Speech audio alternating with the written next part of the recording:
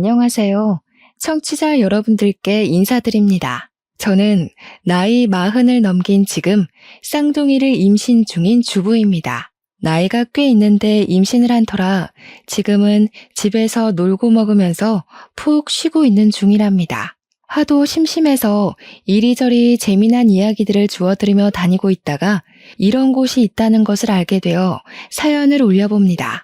저도 만만치 않게 재미난 사연을 가지고 있는 여자거든요. 그럼 지금부터 제 사이다 뻥 터지는 이야기 한번 풀어보도록 하겠습니다. 끝까지 들어주시고 재미있었다면 공감과 댓글 아시죠? 저에게 힘을 팍팍 실어주세요. 저랑 남편은 선자리에서 만나 인연을 이어가게 되었습니다. 솔직히 어릴 때 선자리 하면 삭막하고 재미없고 뭔가 서로 조건만 딱딱 보고 쇼윈도 부부로 살게 될 줄 알았거든요. 근데 막상 겪어보니까 아니더라고요. 나이 40에서야 만난 남자라 그런지 서로 진중하게 탐색하고 신중에 신중을 더하긴 했지만 남들과 다름없는 연애를 시작하게 되었습니다. 남편에게는 오랜 시간 만난 여자가 있었는데 그 여자랑 헤어지고 나서 결혼 생각이 싹 사라졌었다고 하더라고요. 술 먹고 저한테 그 이야기를 털어놓는데 무려 10년이나 만난 여자라고 했어요. 결혼까지 하기로 약속을 했다가 파혼을 당했다면서 지난 과거라고 하지만 숨기는 건 영 마음에 걸려서 솔직하게 이야기를 한다고 했습니다. 왜 파혼을 했냐고 물어보니까 여자 쪽 집안에서 남편을 탐탁치 않게 생각했다고 했습니다.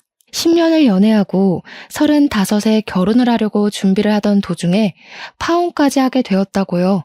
그 뒤로는 누구를 만나고 싶지도 않고 결혼에 대한 생각도 완전히 사라져서 세월만 까먹고 지내고 있었대요.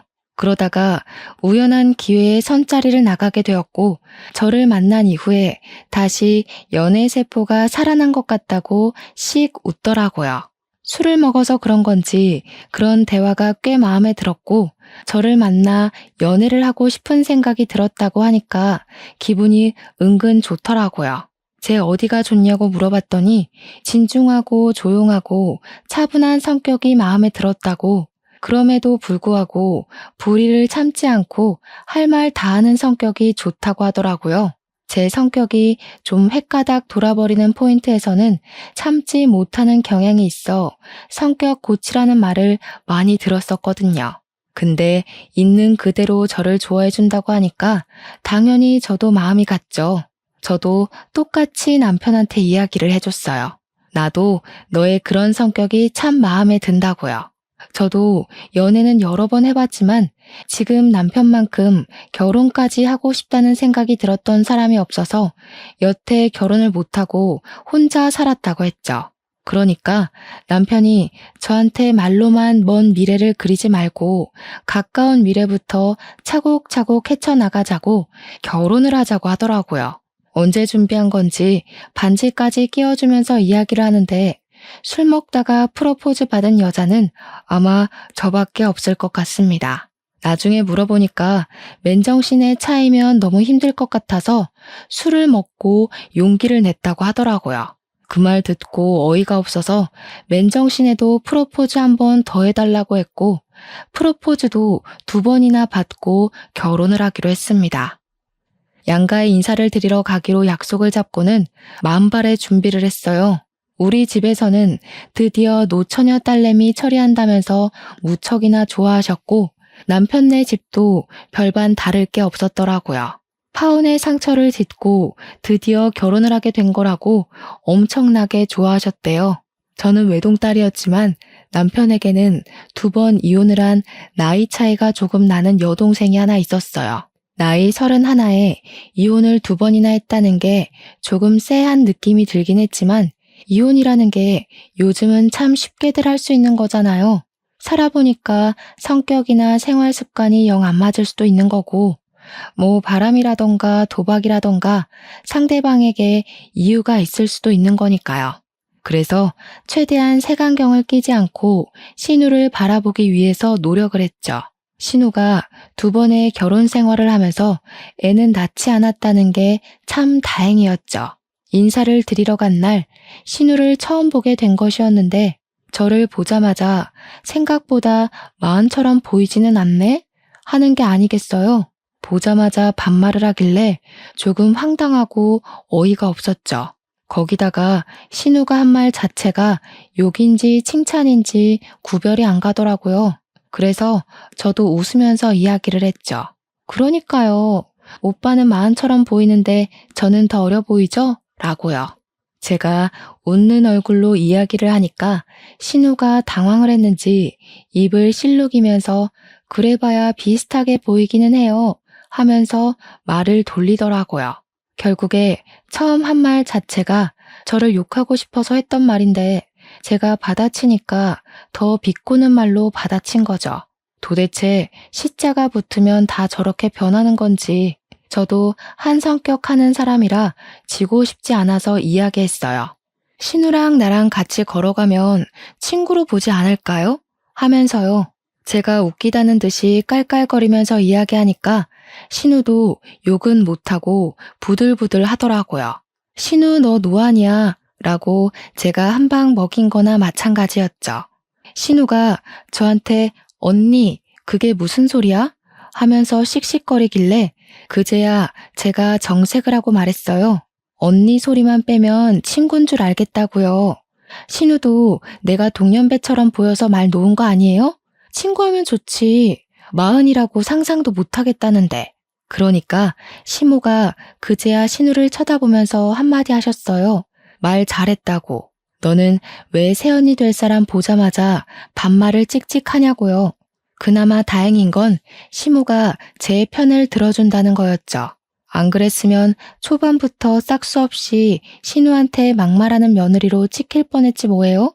밥을 먹는 내내 신우가 저한테 이것저것 시키고 싶어서 안달난 사람처럼 구는데 정말 피곤하더라고요.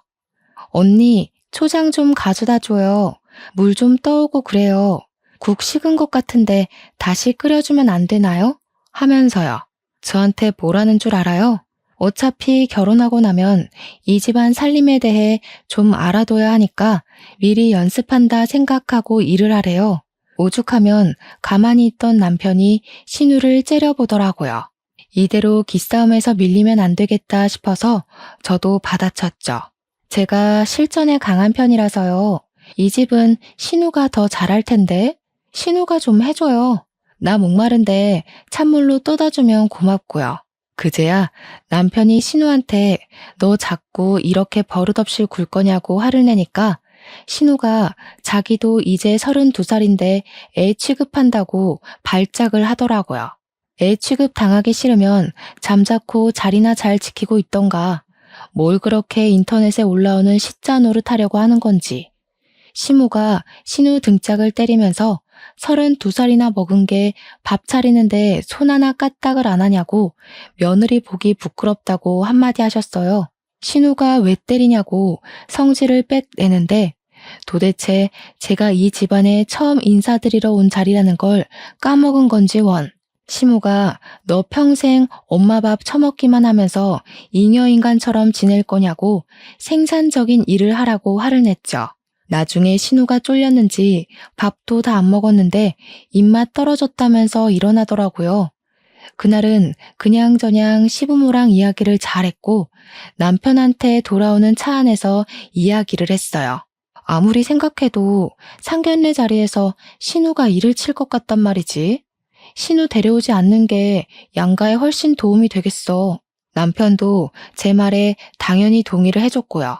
실제로 상견례 자리에 신우는 데리고 오지 않았습니다. 상견례를 하는 것 자체를 몰랐던 건지 나중에 저한테 따로 연락이 와서는 자기도 땡땡 호텔 밥 먹고 싶었다면서 언니가 못 오게 한 거지? 하더라고요. 저한테 서운하다고 자기가 먹으면 얼마나 먹는다고 쏙 빼놓고 상견례 자리를 하냐고 하던데 밥 많이 먹을까봐 걱정돼서 안 불렀겠어요? 미안하면 나중에 호텔 밥 사라고 하면서 자기 그 호텔 디너 너무너무 기대했었다고 하더라고요. 그래서 저도 시큰둥하게 대답했어요. 제가 먹어보니까 가격 대비 별로였다고요. 신우가 너무 기대하는 것 같은데 그러면 실망감도 큰 거 알죠? 그냥 기대감만 가지고 살아요. 사 먹지 말고 하면서 약을 올렸죠. 은근히 신우가 멍청하고 자기 꾀에 잘 넘어가는 성격인 것 같아서 받아치는 맛이 있더라고요. 그렇게 대망의 결혼식 날이 됐는데 이날 정말 하루가 어떻게 흘러갔는지 정신 자체가 쏙 빠지더라고요. 저는 외동딸이지만 우리 친가, 그러니까 아빠네 가족이 진짜 대가족이거든요. 저한테는 사촌 동생인 작은아버지 아들이 진짜 연예인 뺨치게 생긴 얼굴을 가지고 있어요. 학창 시절에 엄청 유명한 기획사에서 우리 동생 뒤를 졸졸 쫓아다니면서 연예인 하자고 한 번만 하자고 조른 것도 유명하고요. 동네에서 우리 사촌 동생 이름을 말하면 모르는 여고생이 없을 정도로 얼짱으로 유명했던 애예요. 그런 애가 지금은 자동차 기술 연구원으로 있어서 연봉 엄청 빵빵하게 받으면서 자기 일하는 애거든요. 프로젝트 한번 시작하면 엄청 바빠서 잠도 못 잘 정도라는데 그 프로젝트 자체가 자주 있는 건 아니라서 비어있는 시간에는 널널하다고 하더라고요. 아무튼 우리 집안의 대들보이자 엄청난 자랑이거든요. 그런 사촌 동생이 바쁜 와중에도 시간을 내서 제 결혼식에 참석을 해줘서 너무 고마웠죠. 해외에서 열리는 모터쇼에 가야 하는데 일정까지 변경해서 찾아와 준 거라 사진도 여러 장 찍고 저랑 대화도 많이 하다가 갔어요. 또 동생한테 차를 사면 싸게 살 수 있어서 나중에 차를 바꿀 생각이라 미리 말도 좀 해놓고 하고요. 결혼식이 다 끝난 다음에 시댁에 가서 씻고 공항으로 가기로 했거든요. 신혼여행을 당일에 출발하기로 했는데 신부 화장하고 머리까지 촘촘하게 실핀 꽂아준 채로 가면 너무 피곤하고 힘들 것 같아서요. 빨리 씻어야겠다 하면서 바쁘게 움직이고 있는 와중에 신우가 저한테 쓱 오더니 그 남자 누구냐고 물어보더라고요. 그래서 누구 말하는 거냐고 하니까 설명을 하는데 회색 정장에 파란색 넥타이를 메고 온 남자라고 말을 하더라고요. 머리까지 싹 넘겨서 온몸에 명품 휘감고 나타난 사람 누구냐고 언니 친구야? 아는 사람이야? 하는데 우리 사촌 동생이 딱 떠오르더라고요. 그래서 제가 찍어둔 사진을 보여주면서 이 사람 말하는 거냐고 하니까 맞대요. 제 사촌 동생이에요. 자랑하려고 하니까 사촌이냐고 그러면 겹사돈 되는 건가? 하는데 순간 뭔 소리지 했네요. 무슨 겹사돈이요? 하니까 자기가 그 남자를 점 찍었다면서 자기 소개해달라고 조르는 게 아니겠어요? 언니네 사촌 동생이랑 잘 되면 겹사돈 되는 거 아니냐고. 우리 집에서는 별로 큰 생각 안 하겠지? 하는데 기가 막히더라고요. 이혼을 2번이나 한 주제에 지금 제 사촌 동생, 그것도 우리 집안의 자랑이자 대들보를 넘본다는 게 가소로웠죠. 거기다가 이런 걸로 흉보긴 싫은데 우리 시누이가 이쁜 얼굴도 아니거든요. 그냥 눈, 코, 입 제자리에 잘 달렸구나 하게 생긴 정도란 말이에요. 사촌 동생은 연예인 하자고 몇 번이나 제의를 받을 만큼 길 가다가 한 번씩 다들 뒤돌아보게 생긴 그런 얼굴이고요. 근데 누구랑 누가 뭘 하긴 뭘 하겠어요? 그래서 제가 웃으면서 겹사도는 아니죠. 예전부터 말 많잖아요.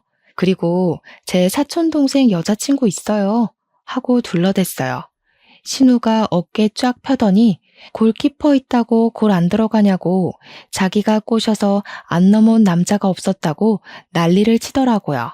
제가 인상을 팍 쓰고 무슨 소리 하는 거냐고 안 된다고 내 사촌 동생 스펙도 엄청 빵빵하다고 기를 확 죽였죠.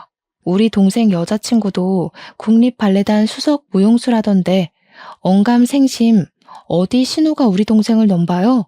지금 내가 모자라서 언니네 사촌 동생 소개 못 시켜주겠다는 거야? 부들부들 떨면서 저한테 이야기를 하더라고요. 네, 맞죠. 우리 동생 눈 높아요. 신우는 글쎄, 제 신우라고 한 번만 만나달라고 사정사정해도 안 만나줄걸요? 솔직히 저도 동생한테 미안해서 만나보라고 말 못해줘. 신우 양심 좀 챙겨요. 그러고는 화장실로 쏙 들어가서 물 틀어버렸어요.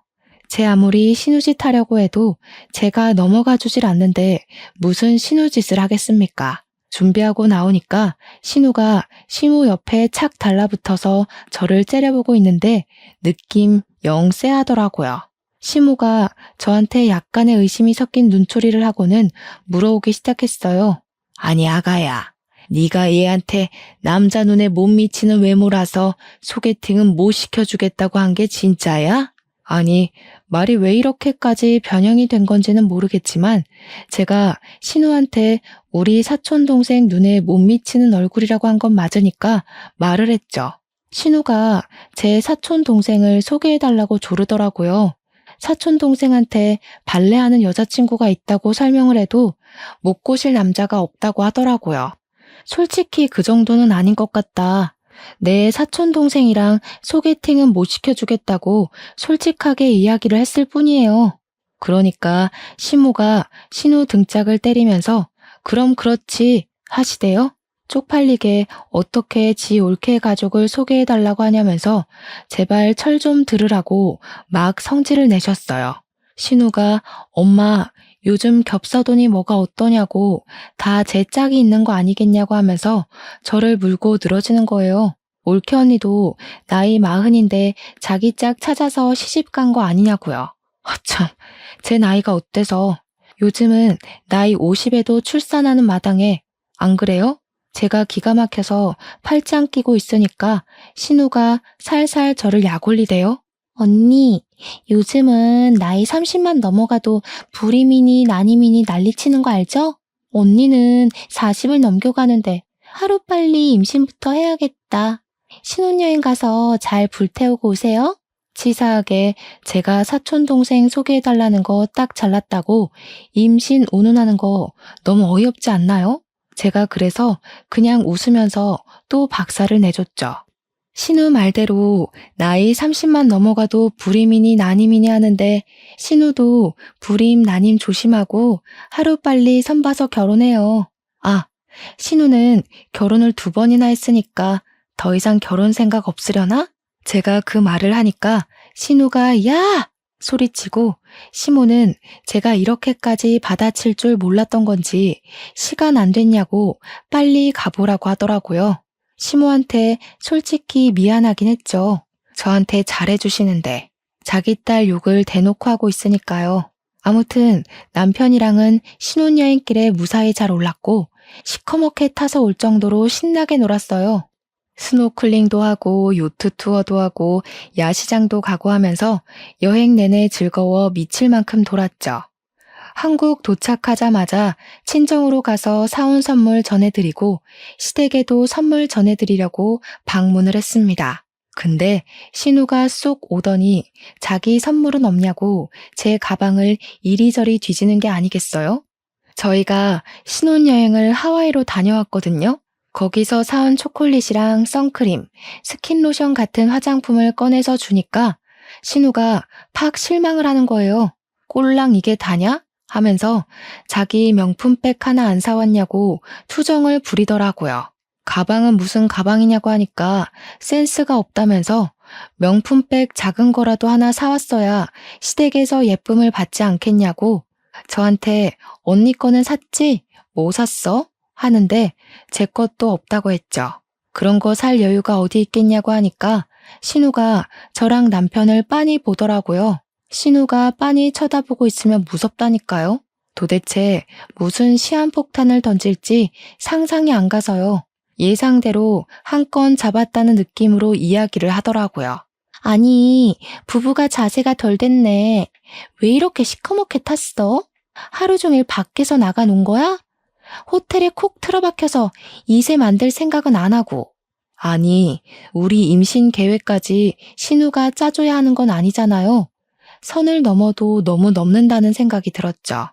남편이 신우 보고 뭘 그런 것까지 참견을 하냐고 네가 왜 이래라 저래라 하냐고 아주 발랑 까졌다고 삿대질을 했어요. 그러다 신우가 자기가 결혼을 2번이나 한 마당에 인생 선배의 결혼 선배로서 조언을 좀 해줄 수도 있지 않냐고 당당하게 말하더라고요. 저는 어이가 없어서 꾹 참고 있던 제 본능을 다시 들춰버렸습니다. 신우 조언 듣다가는 오빠도 이혼남 되는 거 아니에요? 2번 결혼해서 2번 다 이혼해놓고 결혼 선배라고 조언을 해주기엔 너무 찝찝한데? 그러니까 시부모도 헉, 남편도 헉 하면서 저를 바라보더라고요. 신우가 부들부들 떨면서 지금 자기 이혼했다고 시비를 거는 거냐고 악에 받쳐서 막 이야기를 하더라고요. 제가 영문을 모르겠다는 얼굴로 왜 화를 내는 거냐고 시비를 걸긴 누가 걸었냐고 대꾸했죠. 그냥 조언이라고 하길래 그 조언 들으면 신우 꼴 나는 거 아니냐고 한 건데 왜 그렇게 예민하게 반응해요? 하면서 저는 눈치 따위 없어요 하는 얼굴로 말했어요. 제가 뭐 틀린 말 한 것도 아니잖아요. 이혼 경력 2번이나 있는 사람한테 결혼 조언 들을 게 뭐가 있어요? 우리 부부 일에 신경 쓰지 말라는 이야기를 대놓고 한 거죠. 신부가 한참을 멍하니 있다가 신우한테 그래 네가 뭘 잘했다고 첫째네 부부한테 이래저래 참견을 하냐고 그냥 가만히 있으라고 했어요. 시모가 그렇게 말하니까 시부도 신우를 째려보면서 입 다물고 있으면 중간은 간다고 한 소리 했고요.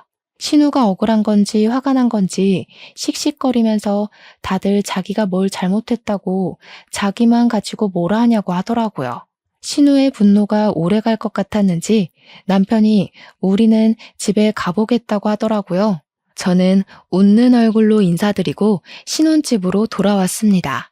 집으로 돌아오는 길에 그제야 신우가 왜 이혼을 2번이나 했는지 궁금해져서 남편한테 물어봤습니다. 그 전까지는 별로 관심이 없어서 궁금하지도 않았거든요. 남편이 한숨을 푹 쉬더니 첫 번째 이혼은 고부간의 갈등으로 하게 됐고 2번째 이혼은 신우가 바람을 피워서 이혼했다고 하더라고요. 고부간의 갈등도 놀라운데 바람을 피워서 이혼한 경력도 있다고 하니까 제 입이 떡 벌어졌죠. 그나마 2번째 이혼은 재산 분할할 것도 없고 위자료도 대충 쥐어주고 남자 쪽에서 신우랑 이혼하고 싶어서 난리였다고 하더라고요. 그래서 간단하게 처리가 되긴 했는데 첫 번째 이혼이 진짜 말도 못할 정도로 지저분했대요. 이야기 좀 해봐라 하니까 그때부터 본물 터진 사람처럼 이야기를 하는데 듣는 내내 진짜 놀라웠습니다. 첫 번째 결혼할 당시에 신우네 시모, 그러니까 사돈어른이 신우를 마음에 들어하지 않았었대요. 첫 결혼이 24살 때였다고 하길래 사고 쳐서 결혼한 거야? 하니까 그건 아니었다고. 그 미친 것들이 그냥 같이 살고 싶다고 다짜고짜 혼인신고를 하고 나타났다는 겁니다. 진짜 상상 초월이지 않나요? 혼인신고를 떡하니 하고 나타나서는 나중에 헤어질 때 취소하면 되는 거 아니냐고 했대요. 글쎄, 혼인신고가 취소가 될 리 있겠냐고요. 구청에도 가면 떡하니 써붙어 있잖아요. 안내문이 혼인신고하고 나면 취소 안 됩니다. 하고요. 당장 집 구할 돈도 없는 24살짜리들이 어디서 뭘 먹고 살겠습니까? 신우가 결국 남자 쪽 집에 들어가서 살게 된 거죠. 당장 집에서도 숟가락 하나 식탁에 올려놓는 것도 안 하는 애가 거기 가서 뭐가 달라졌겠어요. 밥 주세요. 청소 좀 도와주세요. 용돈 주세요만 하니까 그 집 시모가 열받아서 시부모님 찾아와서 난장을 부렸대요. 어디서 저런 거지 같은 년을 낳았냐부터 시작해서 머리에 든 게 없으니까 혼인신고부터 하고 집에 쳐들어온 거 아니냐고요. 우리 시부모님도 열받아서 너네 아들은 대가리에 뭐가 들어서 혼인신고서에 도장 찍은 거냐고 개판으로 싸웠다고 하더라고요. 결론은 결혼 6개월 만에 이혼을 하게 된 건데 가정법원 가서 이혼해야 한다고 하니까 구청에 찾아가서는 고작 6개월 살았는데 취소해달라고 생떼를 부렸대요. 구청 직원한테 무슨 년 하면서 당장 취소하라고 난리를 피워서 경찰까지 출동했다지 뭐예요. 어쨌든 결혼까지 하고 이혼을 하게 된 거니까 호적에도 고스란히 남잖아요. 그거 지워달라고 신우가 또 난리를 치고 시부모고 남편이고 두 손 두 발 다 들었는데 나이 28에 2번째로 결혼을 하겠다고 남자를 또 데리고 왔더랍니다. 그래도 직장 생활 잘하고 생긴 건 못생겼지만 남자 됨됨이만 보고 결혼을 시켰대요. 심지어 신우가 이혼녀인 거 알면서도 자기가 잘 보듬어서 살아보겠다고 해서 안심을 했다는 거예요. 근데 결혼하고 2년 만에 신우가 바람이 난 거죠. 그것도 호빠에서 일하는 제비한테 푹 빠져가지고 빚까지 지면서 그 선수한테 퍼붓다가 눈덩이처럼 불어난 빚에 신우 남편이 알게 된 겁니다. 돈 한 푼 못 받고 위자료까지 물어주고 이혼을 했다는데 남자 쪽에서도 진절머리 났는지 끝까지 신우 얼굴 한 번 안 보고 이혼했대요.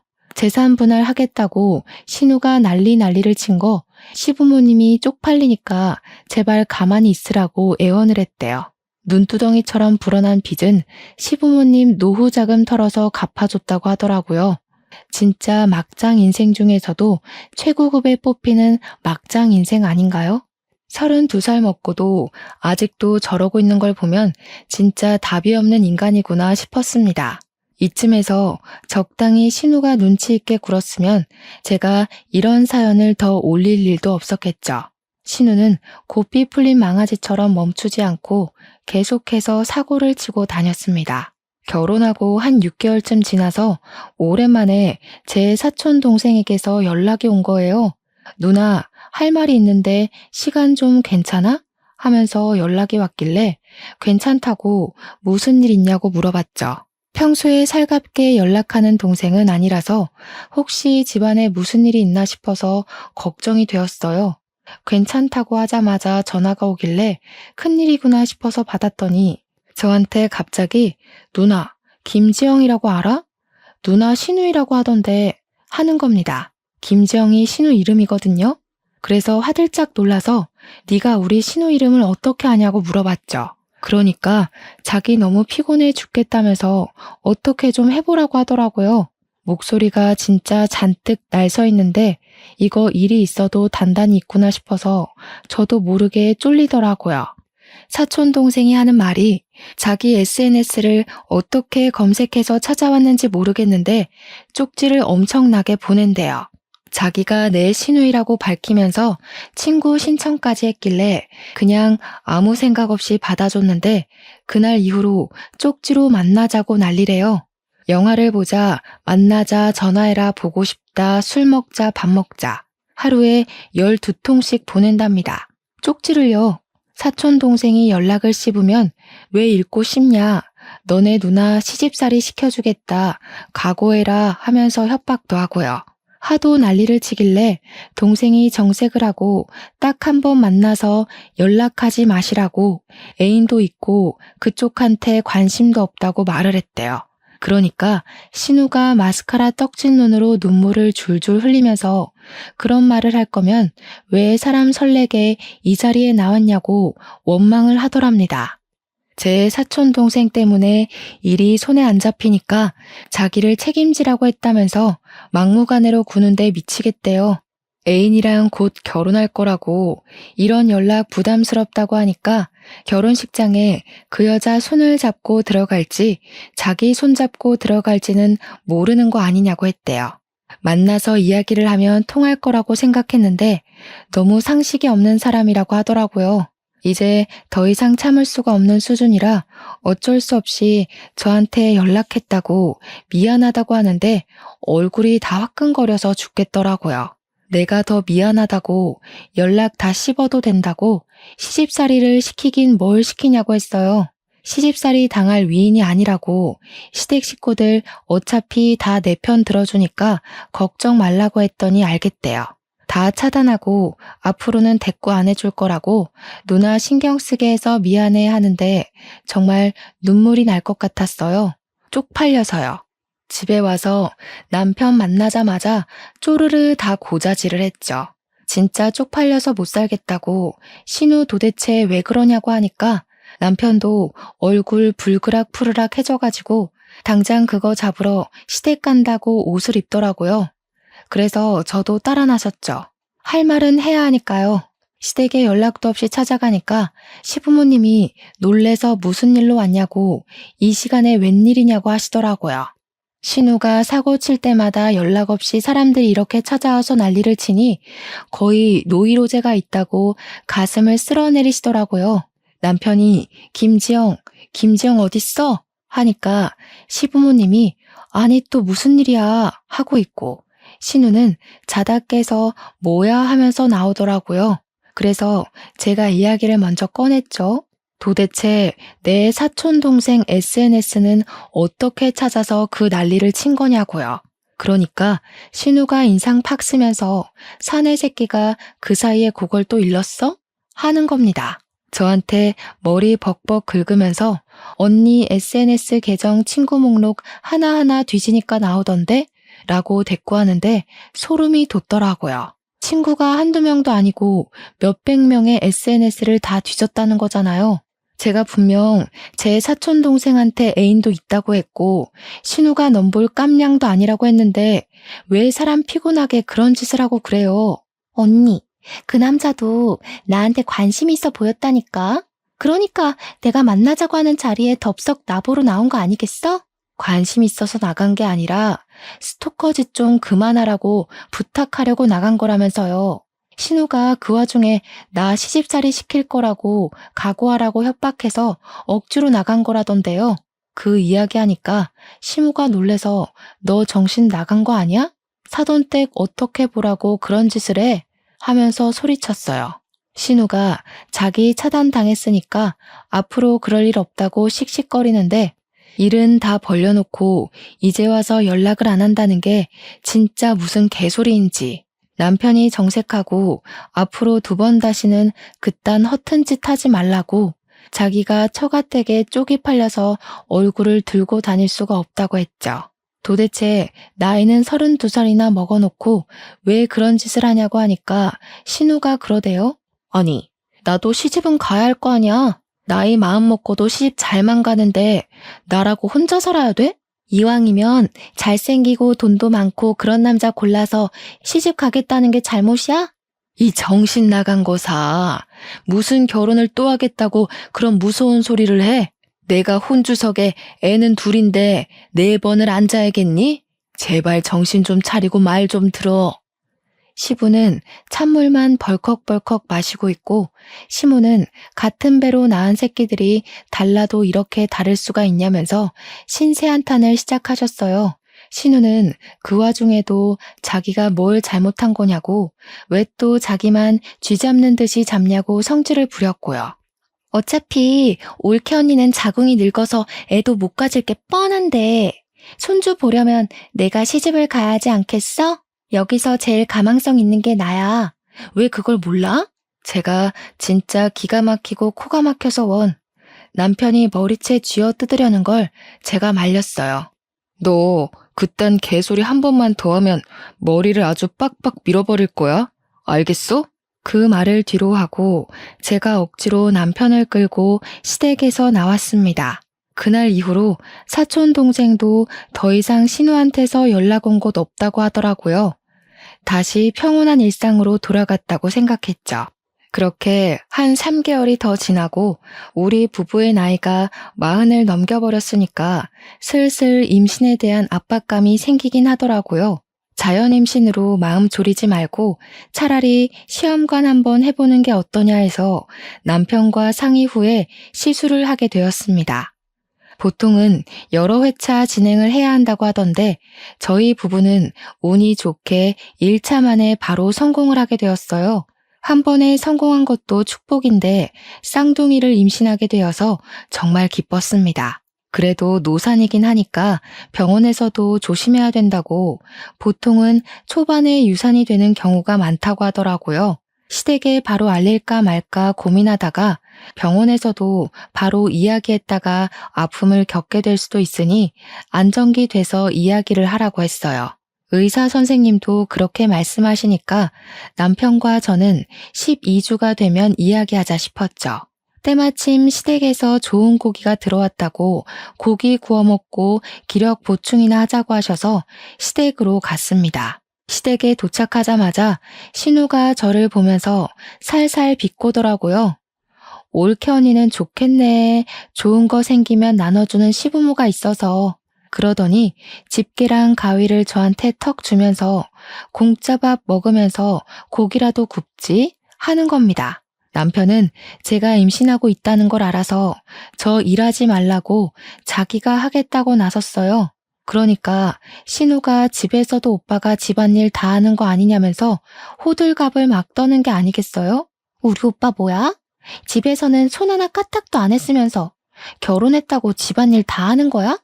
밥도 하고 청소도 하고 쓰레기도 버리고 그러는 거야? 혹시 빨래도 오빠가 해? 남편이 그런 신우의 도발에 넘어가지 않겠다고 결심한 건지 시큰둥하게 이야기를 하더라고요. 왜 당연한 소리를 아무렇지도 않게 하고 있어? 요즘 집안일에 여자 남자가 어딨어? 시간 되는 사람이 하는 거지. 너처럼 손 하나 까딱 안 하는 여자도 있는데 집안일 하는 남자 있으면 큰일 나는 거냐? 알면 너도 집에서 누워만 있지 말고 일을 좀 하지. 그랬더니 신우가 입을 삐죽이더라고요. 아마 집안일을 빌미로 시부모든 남편이든 저한테 한 소리 해줄 거라고 생각했던 모양이죠. 이렇게 요즘 트렌드를 몰라서야 되겠냐고요. 그러더니 저한테 언니 하면서 오빠 방에 가면 오빠 어린 시절 앨범이 있다고 그거 같이 구경하자고 하더라고요. 저한테 결코 살갑게 굴 사람이 아닌데 굳이 오빠 방에 가서 사진을 보자고 하니까 꿍꿍이가 있구나 싶긴 했죠. 근데 그거 아세요? 남편의 어린 시절 앨범이라고 하니까 너무너무 궁금해서 다음에 몰래 와서 봐도 되는데 당장 보고 싶은 마음이요. 앨범 구경하고 싶어서 신우 뒤따라서 냉큼 남편 방으로 들어갔죠. 앨범을 막 열심히 보여주면서 설명까지 덧붙여서 해주더라고요. 이거는 오빠가 밀가루를 쏟아서 어쩌고저쩌고 하면서 남편의 어린 시절 사진을 보고 있었죠. 볼이 어찌나 포동포동 하던지 우리 아기들이 태어나면 이런 모습이겠구나 싶어서 감회가 새로웠습니다. 그런데 신우가 딱 본론을 꺼내더군요. 오빠한테 오래 만났던 여자친구 있었던 거 아시죠? 그 언니가 오빠보다 4살 연하였었는데 주말마다 우리 집 와서 며느리 노릇했었어요. 이 방에서 오빠랑 같이 놀다가 자고 가고. 솔직히 나는 그 언니가 우리 집 식구 될 줄 알았지. 아, 들어서 알고 있어요. 10년인가 만났다고 하던데요. 어머, 언니 되게 너그러운 사람이구나? 나라면 싫었을 것 같은데. 솔직히 애가 생겼어도 10명은 생기고도 남았지. 나는 그 언니 진짜 좋아했거든요. 예쁘고 착하고 집안도 좋고. 그 말을 살랑살랑 웃으면서 하는데 이거 나 열받으라고 하는 소리구나 싶었습니다. 그래서 저도 펀치를 한 방 먹이기로 했죠. 저라고 그런 사람 없었겠어요? 저도 결혼까지 갔다가 파혼한 남자 있어요. 다들 과거가 있는 거죠. 혹시 알아요? 그 사람이랑 결혼했으면 저도 애가 10명이나 있었을지. 신우가 어색하게 웃으면서 아, 그래요? 하고 방 밖으로 쏙 나가더라고요. 저는 앨범 구경하다가 고기 먹자는 소리에 거실에 나와서 남편이 구워주는 소고기를 맛있게 먹고 있었죠. 근데 시모가 갑자기 제 눈치를 쓱 보더니 우물쭈물하면서 물어보는 거예요. 내가 뭐라 하는 건 아니고 순수하게 궁금해서 물어보는 건데 우리 며느리 진짜로 파혼한 남자가 있었어? 신우가 왜 말 끝나기 무섭게 나가나 했더니 시모한테 고자질을 하려고 나간 거더라고요. 신우를 쓱 보니까 아주 의기양양해서 너도 어디 한번 당해봐라 하는 표정을 짓고 있던데 저는 아무것도 모르는 척 네? 하고 대꾸를 했죠. 우리 남편도 처음 듣는 이야기인데 무슨 소리야? 하면서 관심을 주었고요. 남편이 모르는 이야기라고 하니까 신우가 더 신이 나는 것 같더라고요. 어머, 언니, 오빠한테는 말 안 했어요? 언니 결혼할 뻔하다가 파혼한 거? 뭐야, 이거 사기 결혼 아니야? 첫째는 몰랐어? 아니, 말을 왜 안 했다니? 그럼 그거 진짜야? 진짜 파혼했다는 거야? 아니, 신우가 저한테 저 방에서 거의 살다시피 했던 전 여자친구가 있다길래 호적만 정리 안 했지 며느리였다고 하던데요. 애가 있었으면 10명도 있었을 거라고. 저는 당연히 농담인 줄 알고 저도 장난친 건데. 뭐야, 진짜예요? 제가 완전 얼굴에 표정 싹 지우고 이야기하니까 신우 얼굴이 팍 썩어가고 시모도 화들짝 놀라고 남편은 열받아서 부들부들 떨었어요. 저는 계속 전 이런 거 몰라요 하는 표정으로 이야기를 했죠. 저는 신우가 당연히 농담하는 건 줄 알고 저도 장난으로 받아친 거였는데 여보, 당신 정말 저 방에서 전 여자친구랑 먹고 자고 하면서 동거했던 거야? 시부모님도 다 알고 받아주신 거고요. 신우는 무슨 생각으로 저한테 그 말을 한 거예요? 그러니까 남편이 완전 얼굴 새빨개져가지고 신우한테 버럭하는 거예요. 저 망할개 집애가 지 오빠 이혼시키려고 작정을 했지? 시모랑 시부도 놀래서 정신 나간 거 아니냐고, 왜 할 말 못할 말을 구별을 못하고 그런 이야기를 하냐고 난리가 났죠. 신우는 아니 언니가 다 안다고 진짜처럼 이야기하지 않았냐고 제 탓을 하고요. 저는 당연히 농담인 줄 알고 맞장구 친 거죠. 10년 사귄 여자친구 있었던 거야 당연히 알고 있었고요. 이 집에서 살다시피 했다는 건 상상도 못했네요. 헤어진 것도 그쪽 집에서 반대한 거라고 하길래 그냥 그런가 보다 했었는데. 아이고 며느리야, 내가 다 미안하다. 우리 애가 철이 없어서 저런 말을 아무렇지 않게 하네. 미안하다 정말. 너그럽게 이해 좀 해다오. 아니, 언니가 지금 여우짓 하는 거잖아. 신우가 끝까지 지 잘못을 인정 못하니까 남편이 젓가락을 확 집어던졌어요. 남편이 고기를 굽느라 가위를 들고 있었는데 고기 썰던 가위로 신우 머리카락을 확 잡아다가 잘라버렸습니다. 저도 너무 놀라가지고 헉 소리내고 신우는 우수수 떨어지는 머리카락을 보면서 이게 뭐야 하고 있고 머리를 완전 잘라버려서 더벅머리 가발 쓴 거 마냥 삐죽 솟았더라고요. 쇼트커트를 친다고 해도 이건 해결이 안 되겠구나 싶을 정도로 잔디밭 머리가 됐어요. 신우는 울고불고 난리치고 시모도 놀래서 남편을 보고요. 너 내가 그 주둥이 잘못 놀리면 머리 박박 밀어버린다고 했어 안 했어? 박박 밀어버리지 않은 걸 고맙게 여겨. 너 2번 이혼했다고 나까지 이혼남 만들 셈이야? 불효 그만하고 정신 차리고 살아. 다 늙어서 결혼해서 애 하나 낳지 못하는 부부가 무슨? 불효는 누가 저지르고 있는 건데 어디 밖에서 애라도 싸질러 오려고 그래? 안정기가 올 때까지 참고 싶었는데 도저히 참을 수가 없겠더라고요. 초음파 사진 떡하니 꺼내놓았죠. 저 임신했어요. 쌍둥이요. 시간이 더 흘러서 자리 잡으면 이야기하려고 했는데 신우가 하도 조카를 기다리는 것 같아서 말을 할 수밖에 없네요. 고모가 많이 기다려준 아이니까 앞으로 아기 용품을 신우가 해주는 거죠? 애만 낳아오면 다 해줄 것처럼 굴었잖아요. 신우 돈 많이 벌어야겠다. 요즘 육아용품 비싸던데. 시부모님이 초음파 사진 보자마자 경사 났다고 너무 축하한다고 난리가 났어요. 신우는 제가 임신했다는 것 자체가 충격이었는지 아니면 머리가 잘려서 사고 회로가 정지한 건지 멍하니 있더라고요. 남편은 신우한테 철 좀 들으라고 잔소리하고요. 그 뒤로 어떻게 됐냐고요? 신우는 그날 이후로 저한테 시비는커녕 접근도 못하고 완전 쭈구리처럼 살고 있죠 뭐. 저한테 가까이 오려고만 하면 시부모님이 필사적으로 막아주시고 있거든요. 머리는 스포츠 머리처럼 댕강 잘라버려서 쪽팔리다고 밖에도 못 나가고 방 안에 틀어박혀 있더라고요. 저는 임신 16주를 막 넘겼고 사이좋게 아들 하나 딸 하나 쌍둥이 성별을 알게 되어서 양손에 떡을 쥐었다고 칭찬받고 있어요. 시댁에서도 더욱 예쁨 받고 친정에서도 손에 물 한 방울 묻히지 말라고 하시고요. 복덩이라고 양가에서 예쁨 받으니까 기분이 너무 좋네요. 이래서 사람이 마음을 곱게 쓰고 살아야 하는 거 아닐까요? 제 이야기 어떠셨나요? 사이다 제대로 마신 기분이 드시나요?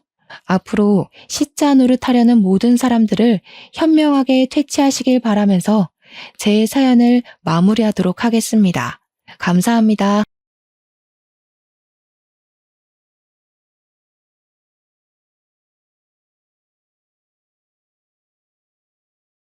안녕하세요. 저는 3살 된 딸 은정이를 키우고 있는 30대 여성입니다. 은정이가 이제 말을 하기 시작하고 말귀를 알아먹으면서 조금씩 대화가 되는데 보고 있어도 보고 싶다는 말이 무슨 뜻인지 이해가 될 정도로 너무 은정이가 예쁘고 이 아이로 인해 행복합니다. 조금만 솔직히 말하자면 행복하지만 참 힘들어요. 저는 아이를 육아함과 동시에 인터넷 쇼핑몰을 열어 일하고 있는 사업자이거든요. 아이를 돌보랴 쇼핑몰 업무를 하랴 하루하루가 어떻게 지나가는지 모를 정도로 정신없이 바쁘답니다. 그래도 항상 제 편이 되어주는 제 남편과 저만 보면 그저 웃어주는 우리 예쁜 딸 은정이 덕에 힘들어도 이게 바로 행복이라는 것을 느끼곤 해요. 지금은 이렇게 제 일을 하며 나름 행복하게 살지만 사실 제가 이렇게 진짜 행복을 느끼며 산 지는 얼마 되지 않았습니다. 불과 얼마 전까지만 해도 어떤 사람 때문에 정말 너무 힘들고 괴로웠거든요. 그 사람은 바로 저의 대학교 동창 박고은인데요. 박고은이라는 대학교 동창과 특별한 인연이 되었지만 그 인연이 악연으로 변한 이야기를 지금 들려드릴까 해요. 말주변이나 글솜씨가 없어서 재밌게 써질지는 모르겠지만 저의 사연을 듣기 위해 투자한 여러분의 시간이 헛되지 않도록 최선을 다해보겠습니다. 저와 고은이는 대학교 다닐 때 동아리에서 만났습니다. 고은이는 경제학과, 저는 산업디자인학과로 과는 달랐지만 동아리 모임에서 만나 같이 밥도 먹고 술도 먹었던 사이였어요. 고은이와 저는 성격이 정반대였습니다. 저는 말을 할 때 많이 생각하고 조심스럽게 내뱉는 성격인데 고은이는 남의 기분은 하나도 생각하지 않고 하고 싶은 말은 바로바로 해야만 하는 성격이었어요. 그리고 저는 옷을 입을 때 평범하고 편한 것을 더 선호했던 반면 고은이는 항상 불편하더라도 남들의 눈에 예쁘게 보이는 옷만 입고 다녔습니다. 그래서 고은이는 인기도 많고 주변에 남자친구도 많이 있었어요. 제 기억으로는 대학교 생활 내내 애인이 없던 적이 없었던 것 같아요. 이렇게 저와 고은이는 말투부터 옷 입는 습관까지 달랐기에 동아리 활동을 했어도 엄청 친해지지는 못했습니다. 그렇게 학교를 졸업하고 고은이는 대기업에 취업했다고 들었고 저는 집 근처의 중소기업에 취업하며 그 뒤로 자연스럽게 연락이 끊겼어요. 저의 첫 회사 생활은 정말 힘들었습니다. 매일 실수해서 혼나기 일쑤였는데 그때마다 저를 위로해주고 격려해주신 과장님이 한 분 계셨어요. 그 과장님은 저보다 7살이 많고 이름은 박은호였는데 우리는 회사 업무와 관련된 이야기 외에도 사적인 이야기도 나누면서 급속도로 친해지게 되었습니다. 시간이 흘러 서로가 서로에게 이성적인 호감까지 생겼고 그 뒤로 6년 동안 사귀다가 결혼까지 결심하게 되었어요. 결혼을 준비하면서 보니 제 남편의 여동생이 바로 저의 대학교 동창 박고은이더라고요. 연애할 때 여동생이 있다는 것은 알고 있었지만 여동생에 관한 이야기를 전혀 하지 않았고 사진조차 본 적이 없어서 여동생이 제 동창 박고은이라고는 상상도 하지 못했습니다. 이 사실을 안 뒤로 저는 고은이와 종종 만나게 되었어요. 고은이는 서울에서 살며 대기업에 다니고 있었고 간간히 주식 투자를 하고 있었는데 수익이 꽤 높아 보였어요. 대기업에 주식 투자까지 하며 돈을 많이 벌어서인지 말과 행동에 여유가 있어 보이고 옷도 명품만 입고 다녔습니다. 그리고 학교 다닐 때처럼 여전히 하고 싶은 말은 반드시 해야만 하더군요. 상견례 때도 저는 열심히 알아보고 제 기준에서 좋은 식당을 골라 예약했지만 남들은 인당 10만 원은 되는 식당에서 상견례를 한다는데 너무 싸구려라는 등의 이야기를 서슴지 않고 하였습니다. 고은이가 이런 식으로 저를 은근히 무시할 때마다 기분이 썩 좋지는 않았지만 그때마다 남편이 고은이에게 크게 화를 내주어서 그냥 그러려니 하고 말았습니다. 그러다가 저의 결혼식 날이 되었어요. 저는 원래 예쁜 것보다는 편한 것을 추구하는 사람이고 사진을 찍는 것도 정말 싫어했으며 결혼식은 허례허식이라고 생각하는 사람입니다. 그래서 예쁜 드레스나 사진이 잘 나오는 웨딩홀보다는 저를 축하해주러 오신 하객들에게 맛있는 음식을 대접할 수 있도록 뷔페가 어떤지를 가장 중요시 생각하고 결혼식장을 골랐습니다. 신부 대기실에서 남편과 사진을 찍고 있는데 주인공인 저보다 더 곱게 한복을 차려입고 신부 화장급으로 화장을 한 고은이가 들어오더라고요. 가족들도 사진을 찍기에 예쁘게 보이고 싶었나 보다고 생각하며 마저 사진을 찍고 있는데 고은이가 자꾸 옆에서 저를 위아래로 기분 나쁘게 훑어보았습니다. 고은이의 행동이 거슬려서 왜 그렇게 위아래로 쳐다보냐고 했더니 드레스가 너무 싼 티가 난다고 하는 것이 아니겠어요? 그런 고은이의 말에 남편은 우리가 고른 거니 그딴 소리 하려면 그냥 나가라고 하며 화를 냈습니다. 고은이는 남편의 말에도 눈 하나 깜빡이지 않고 인생에 한 번뿐인 결혼식인데 돈이 없어서 이런 곳을 예약하고 좋은 드레스도 못 입었냐며 저희를 무시해댔습니다. 남편은 그런 고은이에게 크게 화를 내려고 했지만 그때 하객들이 오는 바람에 아무 말도 할 수가 없었어요.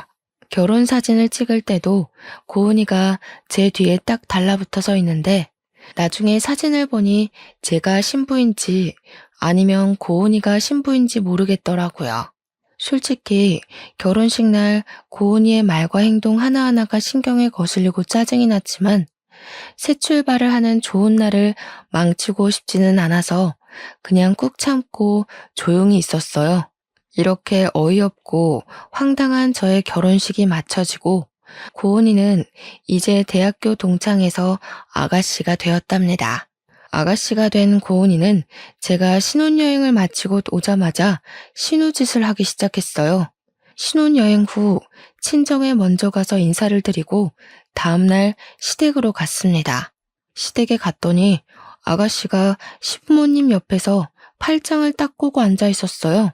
저는 그러든 말든 신경을 쓰지 않고 시부모님께 절을 하고 앉아 있는데 시부모님이 말씀하시기도 전에 아가씨가 왜 신혼여행 가서 자기한테 전화하지 않았느냐고 따져 물었습니다.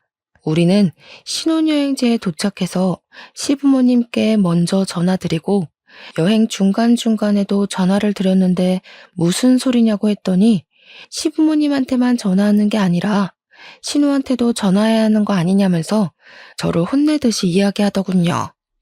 남편은 그런 아가씨에게 둘이 대학교 동창의 나이는 같아도 본인이 윗사람임을 강조하며 새언니라고 부르고 말 똑바로 하라고 했습니다. 남편의 말에 아가씨는 화가 나서 방으로 문을 쾅 닫고 들어가 버렸어요. 그렇게 들어간 아가씨는 다음날 저희가 신혼집으로 갈 때까지 방에서 나오지 않았습니다. 그 모습을 보면서 학교 다닐 때도 아가씨가 성격이 보통은 아니었지만 그때보다 더 아나무인이 된 것 같았고 최대한 아가씨와 부딪히면 안 되겠다고 생각했어요. 신혼여행을 마친 후 저와 남편은 회사에 복귀해서 바쁜 하루하루를 보냈습니다. 한 달 정도 지났을까요? 자꾸 피곤하고 몸이 이상해서 임신 테스트기를 해보았는데 제게 아기가 찾아왔어요. 그렇지 않아도 저는 아기를 빨리 갖고 싶었는데 아기가 선물처럼 바로 와주니 너무 행복했습니다. 그런데 산부인과에서 임신을 확인한 후부터 속이 너무 안 좋기 시작했어요. 정말 제 의지와 상관없이 수시로 헛구역질을 하고 음식을 생각만 해도 울렁거려 참을 수가 없었습니다. 온종일 아무것도 못 먹고 심지어 물에서도 비린내가 나서 먹을 수가 없었어요. 그러다 보니 저는 임신을 했지만 살이 쭉쭉 빠지기 시작했고 너무 힘들어서 회사를 관두게 되었습니다. 어차피 지금 회사는 복지가 좋지는 않았고 야근은 필수인 상황이라 아기를 낳고 나서 계속 다니기 어려운 상황이었거든요. 그렇게 입덧을 핑계로 회사를 관두게 되었는데 관둔 후에는 입덧이 거짓말처럼 사라졌습니다. 혼자 회사에 다니는 남편에게 미안했지만 남편은 그런 생각하지 말고 집에서 푹 쉬고 아기를 잘 키우는 데만 전념하라고 했어요. 저는 그런 남편이 편하게 회사 생활을 할 수 있도록 최선을 다해 내조하며 매일 출근 시간에 같이 일어나 아침밥을 차려주고 퇴근하고 오면 맛있는 저녁상을 차려주었답니다. 그렇게 집에서 태교하며 시간을 보내고 있는데 아가씨한테 전화가 왔어요. 요새 집에서 쉬고 있다며? 남편이 벌어다주는 돈으로 먹고 살아서 참 편하겠어. 부럽다. 집에 있으니 편하긴 해도 육아 공부도 하고 집안일도 하고 하느라 은근히 바쁘네. 넌 잘 지내지? 너? 어디서 아가씨한테 너라고 그래? 괜히 우리 엄마 앞에서 나한테 너라고 했다가 호칭 제대로 안 붙인다고 혼나지 말고 나한테 꼬박꼬박 존댓말 쓰고 아가씨라고 불러. 새언니가 혼날까봐 걱정돼서 하는 이야기야. 그리고 집에 있겠다고 너무 퍼져만 있지 말고 옷도 좀 예쁘게 차려입고 있어. 나는 결혼하고 아기 가졌다고 회사 관두고 집에서 목이 늘어난 티셔츠에 김치국물 묻은 옷 입고 있는 여자들 너무 한심해. 아기 가졌다고 관리 안 하고 집에만 있으면 안 돼. 새언니, 혹시 그러는 거 아니지? 그러다 우리 오빠 바람나. 조심해. 이보세요, 아가씨. 그때 남편도 말했듯이 내가 아가씨보다 더 서열이 높은 거 알죠? 아가씨도 이제 나한테 꼬박꼬박 존댓말 쓰세요. 알겠어요? 그리고 내가 집에서 목이 늘어난 티셔츠를 입든 말든 네가 무슨 상관이야? 이혼해도 내가 하고 바람을 피워도 내 남편이고 네 남편 아니니까 신경 쓰지 마. 그리고 이딴 소리 할 거면 다시는 전화하지 마. 끊습니다. 아가씨. 아가씨와 전화를 끊고 제 모습을 거울로 보았습니다. 거울 속에 저는 푸석한 얼굴에 목이 늘어나고 김치국물이 묻은 티셔츠를 입고 있었는데 그런 모습을 보니 저 자신이 참 미련해 보였어요. 아가씨 말이 아예 틀린 것은 아니라고 생각하며 우울해하고 있는데 남편에게 전화가 왔습니다. 남편은 점심시간만 되면 집에서 혼자 밥을 챙겨 먹는지 확인하는 전화를 했거든요. 우울한 제 목소리에 남편은 무슨 일이 있냐고 물었고 저는 방금 아가씨와 통화한 이야기를 다 했습니다. 남편은 아주 크게 화를 내며 걔는 원래 말을 그딴 식으로 하는 애니까 너무 마음 깊이 듣지 말고 한 귀로 듣고 한 귀로 흘리라고 했어요. 그리고 임산부가 자기 몸 챙기는 것보다 더 중요한 것이 어디 있냐면서 그딴 말 신경 쓰지 말고 살이 많이 쪄도 되니까 생각나는 음식 다 먹고 마음 편히 지내라고 했습니다. 남편의 그 말이 얼마나 위로가 되던지 모르겠네요. 그 뒤로도 남편은 저에게 너무 잘해주었고 저는 꿈을 꾸는 것 같이 행복한 신혼을 보내고 있었답니다.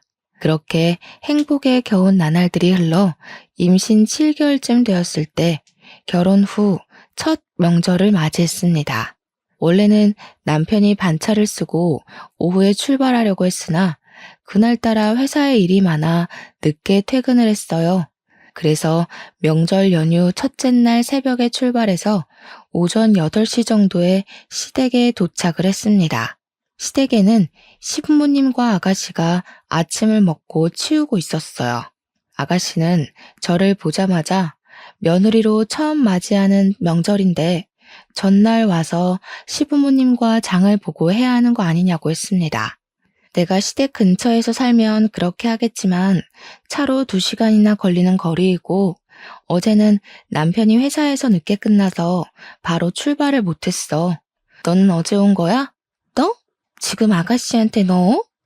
저번에도 말했지만 이전에는 우리가 친구였어도 지금은 신우관계야. 그러니까 나한테 존댓말 써. 그리고 차로 2시간이나 걸리니까 어제 너 혼자서라도 미리 왔었어야지. 우리 엄마가 어제 혼자 장을 보느라 얼마나 힘들었는지 알아? 그건 그래. 이건 고은이 말이 맞아. 이제 둘이 서로 존댓말 꼬박꼬박 쓰고 이제 희정이 너는 우리 집 며느리가 되었으니 명절 전에 우리 집으로 와서 같이 장도 보고 하자꾸나. 우리 집은 제사를 엄청 중요시하는 집안이거든. 그래서 장도 일주일 전부터 보고 난단다. 너에게 일주일 전부터 오라는 소리는 하지 않을 테니 하루 전에는 혼자서라도 꼭 오너라. 이 사람들이 지금 뭐라는 거야? 그럼 명절 장을 보러 안 사람 혼자 여기에 오라고? 그것도 임신한 사람한테? 그리고 박고은, 너도 이제 새언니한테 존댓말 제대로 써. 너도 존댓말을 안 쓰면서 왜 새언니한테는 자꾸 존댓말을 하라고 해? 네가 먼저 해, 네가. 짐을 챙기느라 잠도 얼마 못 자고 새벽부터 달려서 왔건만. 시어머니와 아가씨는 제게 오느라 고생했다는 따뜻한 말 한마디 없이 타박하느라 바빴습니다. 하지만 제가 화를 낼 겨를도 없이 남편이 먼저 두 모녀에게 제가 하고 싶은 말을 다 해주고 잘 막아주어서 참 고마웠어요. 저는 간단히 아침을 먹고 바로 차례상에 올릴 음식 준비를 시작했습니다. 시어머니는 제게 임신했으니 거실에 앉아서 부침개를 부치라고 하셨고 어머니는 부엌에서 나물을 준비하셨어요. 남편은 시댁 화장실에 세면대가 막혀서 수리하느라 바빴고 아가씨는 어젯밤 늦게 도착해서 피곤하다며 방에 들어갔습니다. 그렇게 부침개를 부친 지 1시간 정도가 되었어요. 이제 제법 배가 나와서 그런지 앉아있는데도 허리가 너무 아프고 점점 힘들더라고요. 제가 너무 힘들어하자 남편이 저한테 방에 들어가서 누워있으라고 하며 직접 전을 부치기 시작했습니다. 저는 아직 낯선 시댁에서 혼자 방에 들어가 있는 것도 불편해서 남편 옆에 앉아 잠시 다리를 펴고 벽에 등을 대고 쉬고 있었어요. 그러고 있는데 아가씨가 방에서 나왔습니다. 아가씨는 어떻게 이제 막 결혼한 사람이 첫 명절에 와서 일할 생각은 하지 않고 남편한테 부침개를 부치게 하냐고 뭐라고 했어요. 아가씨가 하는 말을 들은 시어머니도 옆에 와서 한 소리 거들었습니다. 결국 저는 두 모녀의 상화에 아픈 허리를 붙잡고 남편과 둘이서 부침개를 부쳤어요. 시어머니는 남편은 쉬고 저 혼자 부침개를 부치는 것을 바라는 것 같았지만 남편이 완강하게 자신이 부치겠다고 하니 별다른 소리를 하지 못하고 옆에서 우물쭈물하다가 부엌으로 들어가 버렸습니다. 혼자서 할 때는 정말 힘들었는데 남편과 같이 하며 이런저런 이야기를 하니 재밌기도 하고 그리 힘들지도 않더군요. 생각보다 부침개를 부치는 일이 일찍 끝났고 같이 뒷정리를 하는데 아가씨가 벌써 오후 1시라며 배고프다고 하였습니다. 아가씨가 제게 밥상을 차리라고 해서 남편이 마저 뒷정리하고 저는 부엌에 들어가 반찬거리를 꺼내고 있었어요. 어머니는 제가 부침개를 부칠 동안 남편이 좋아하는 갈비찜과 해물탕을 끓여 놓으셨더라고요. 수저를 놓고 찌개를 놓고 밥을 푼 다음에 시아버지와 아가씨를 불러서 다 같이 식사를 하기 시작했습니다. 저는 갈비찜을 원래 그다지 좋아하지 않았는데 어머니의 갈비찜은 참 맛있더라고요. 그래서 맛있게 고기를 먹고 있는데 아가씨가 제 얼굴을 빤히 쳐다보고 있었습니다. 새언니, 살쪘네. 얼굴이 아주 달덩이야, 달덩이. 몸도 불어서 굴러가겠어. 새언니 입덧해서 밥 못 먹는다더니 순뻥이었네? 내가 같은 여자로서 이야기하는데 임신했다고 막 먹으면 안 돼요. 그래서 여자들이 임신하고 출산하면 다들 예전 몸매 못 찾고 항아리 몸매 되는 거예요. 알겠어요? 갈비찜 같은 고기류 말고 나물 같은 거 많이 먹으면서 관리 좀 해요. 새언니가 돼지처럼 뚱뚱해지면 같이 다니기 쪽팔려서 어떻게 다녀? 지금 내가 먹는 갈비찜이 아까워서 그러세요? 내가 먹으면 뭐 얼마나 먹었다고 기분 나쁘게 그런 말을 하세요. 갈비찜을 엄청 먹던데요. 갈비찜은 집에서 뒹굴뒹굴하는 언니 말고 회사에서 열심히 일하는 오빠가 먹어야지. 안 그래요? 그리고 아무리 집에 있어도 옷이 그게 뭐야? 그 옷 어디서 샀어요? 어디 가는 것도 아니고 집에 있는데 그냥 편한 옷 입으면 되지. 뭘 그리 물어요? 이거 아울렛에서 샀어요. 왜요? 아울렛? 그 10,000원, 20,000원 쓰레기 옷 파는데? 아니, 우리가 이제 갓 30살인데 아울렛 같은 데서 옷을 사면 어떡해요. 좋은 옷 좀 사 입고 해요. 아, 언니는 일 안 하고 오빠는 월급이 적어서 좋은 옷을 못 사 입나? 그러게, 임신했다고 회사를 관둬버리면 어떡해? 한심하게. 야, 너는 지금 그게 할 소리냐? 그리고 너 새언니가 회사 관두고 싶어서 관뒀어? 아기 생겨서 잘 키우려고 관둔 거잖아. 그리고 집에서 뭘 입고 말든 네가 뭔 상관이야? 신경 쓰지 말고 너나 잘해. 아가씨는 식구들이 다 있는 자리에서 제 외모와 옷에 대해서 지적하기 시작했고, 화가 나서 한 소리 하려고 했지만 저보다 남편이 더 심하게 화를 내는 바람에 아무 말도 할 수 없었습니다. 시어머니는 아가씨의 말에 수긍하며 시댁에 올 때는 옷을 깔끔하고 좋은 것으로 입고 오라고 하셨어요. 동네 사람들 보면 창피하다면서요. 갈비찜을 먹다가 달덩이라는 소리를 듣고 제 옷이 쓰레기 옷이라는 소리를 들으니 너무 기분이 나빴습니다. 남편이 저 대신에 크게 화를 내긴 했지만 입맛이 뚝 떨어지더군요.